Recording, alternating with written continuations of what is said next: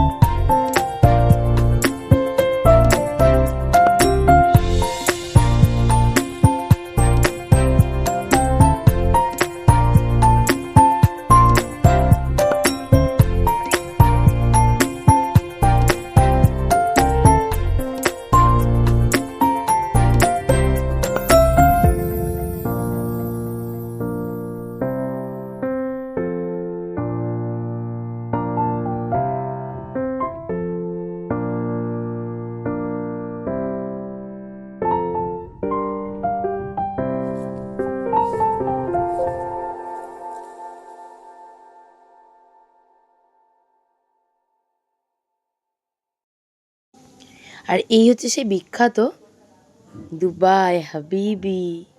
না না, দুবাই না, এটা হচ্ছে আমাদের খড়গপুরেই। এখানে বেশ ভালো একটা প্যান্ডেল বানিয়েছে। আমার তো খুব ভালো লেগেছে। আর এই প্যান্ডেলটা যথেষ্ট ভাইরাল হয়েছে এবছর। অনেকটা সল্টলেকের মতন, সল্টলেকে যেই প্যান্ডেলটা হয়েছিল তার মতনই। আর ভেতরে অ্যাম্বিয়েন্সটা মোটামুটি ভালোই ছিল। ওখান থেকে বেরিয়ে পড়েছিলাম। বেরিয়ে পড়ে আমরা আরও অনেকগুলো প্যান্ডেলই দেখেছি।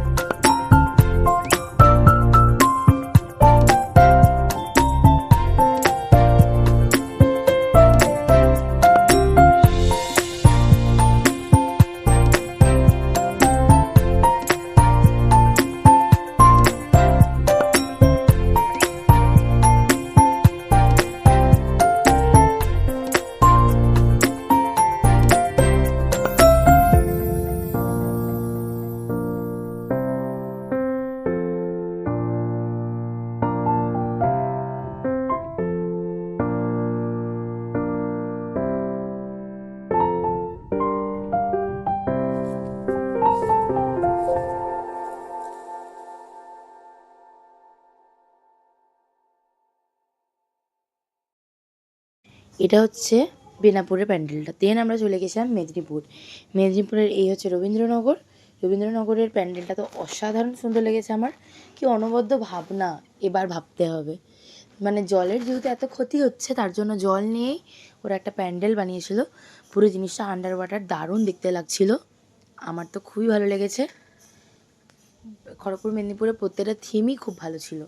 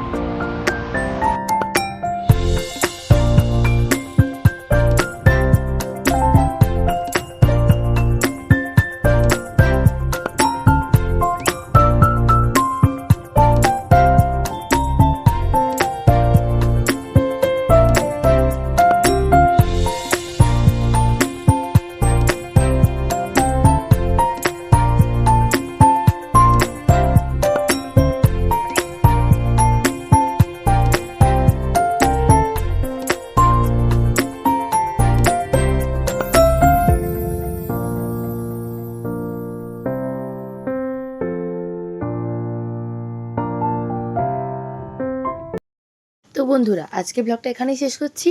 আমার ব্লগ থেকে যদি কিছু ভালো লেগে থাকে, তাহলে আমার চ্যানেলকে like, comment, share and subscribe করে আমার পাশে থেকো। আর এরকমই নতুন নতুন দারুণ দারুণ ভিডিও পাওয়ার জন্য আমার চ্যানেলটাকে ফলো করতে থাকো। আর এটা ছিল ছোটো বাজারের প্যান্ডেলটা, যেটার থিমও খুব ভালো ছিল। যাই হোক, আমি বাড়ি ফিরছি, তো ততক্ষণের জন্য ভালো থেকো, সুস্থ থেকো।